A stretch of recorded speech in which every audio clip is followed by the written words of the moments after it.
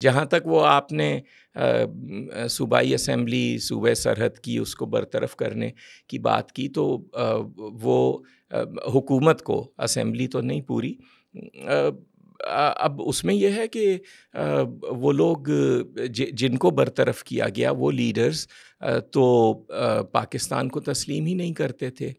22 जून 1947 की उनकी करारदाद थी, जिसमें उन्होंने कहा था कि वो पाकिस्तान को तस्लीम नहीं करते और वो सूबे सरहद के एक हिस्से को अलग करके पश्तूनिस्तान बनाना चाहते हैं।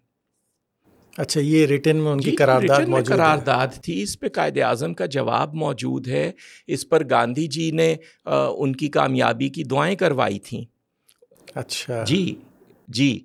और उसके साथ एक मुसल्लह जद्दोजहद पाकिस्तान के ख़िलाफ़ शुरू की गई थी। सही सही। तो दुनिया की कौन सी रियासत ऐसी है जो किसी ऐसी जमात को हुकूमत करने की इजाज़त दे अपने मुल्क के किसी इलाके पर जो उस रियासत को तस्लीम ना करती हो? आज भी पॉलिटिकल पार्टीज़ रजिस्टर होती हैं तो उन्हें पाकिस्तान को तस्लीम करना पड़ता है ना।